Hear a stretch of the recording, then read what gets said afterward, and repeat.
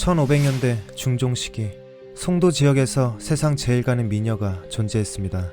마을 사람들은 입을 모아 말했죠. 그녀를 마주치는 순간 오금이 지려버릴 것이다. 이에 궁금증을 참지 못한 어느 한 총각이 그녀를 보기 위해 몰래 담을 넘어 그녀가 있는 집으로 들어가게 됩니다. 그리고 불 켜진 그녀의 방을 슬쩍 보게 되는데 세상에 눈을 뗄 수가 없었습니다. 하얀 피부에 고운 눈, 코, 입, 풍기는 자태가 실로 믿을 수 없는 아름다움. 숨도 쉬지 못할 미모의 이 여인이 바로 황진이었습니다.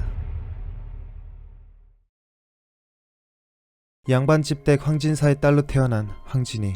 어린 시절부터 워낙 총명하고 영특했던 이 여인은 이미 유교의 기본 경전인 사서 삼경을 독파했고 시와 서예 그리고 음악에도 특출난 재능을 보였으며 특히 예뻤습니다.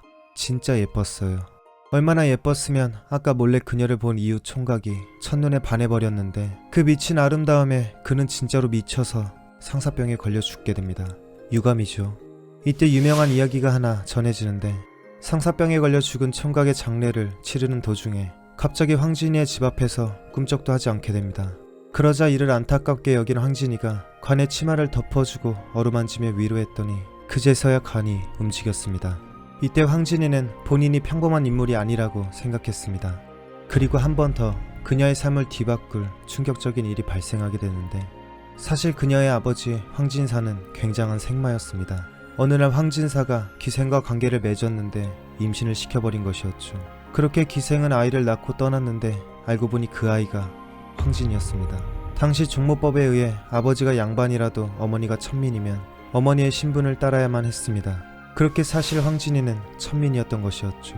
엄청난 충격에 빠져버린 황진이. 이 세상의 환멸을 느낀 황진이는 이때부터 기생의 길을 걷기로 다짐하게 됩니다. 명월이란 이름으로 기생 생활을 시작한 황진이는 물론 시작부터 기생집 초특급 에이스로 생활하게 됩니다. 그도 그럴 것이 이미 유교적 교양은 마스터했고 춤, 음악, 기예뿐만 아니라 세상 최고의 미인이었기 때문입니다. 그리고 그녀의 가장 큰 능력은 바로 아름다운 사랑에 관한 시였습니다. 기생이 시를 써 당대 많은 문사들과 교류한 것은 매우 놀라운 일이었죠. 이렇듯 당시 모든 남성들은 황진이라면 환장을 했는데 여기서 그녀는 사회뿐 아니라 허위의식으로 가득 찬 양반들에게 반감을 갖게 되었고 이렇게도 생각했습니다. 하여간 남정네들이란 내가 마음만 먹으면 그게 누가 됐건 다 꼬실 수 있지. 근데 이는 사실이었습니다.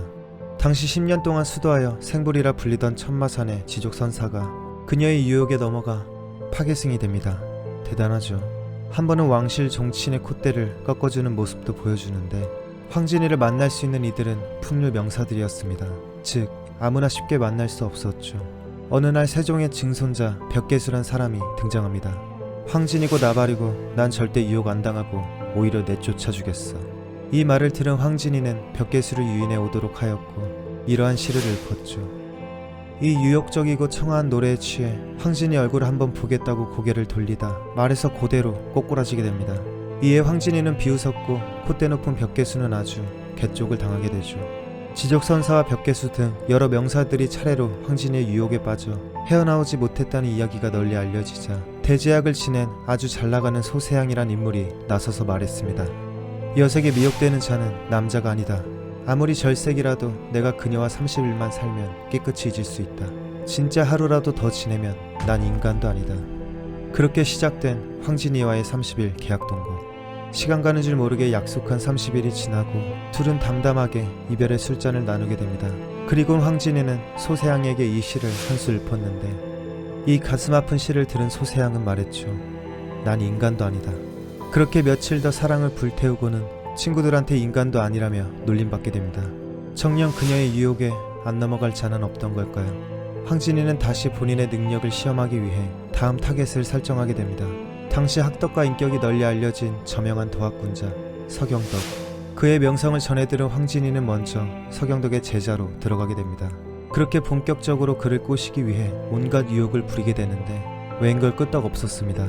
와, 세상에 나의 유혹을 뿌리칠 리가 있었단 말이냐. 서경덕의 지지와 절개에 감명을 받게 된 황진이는 본인의 행동에 부끄러움을 느끼게 되었습니다.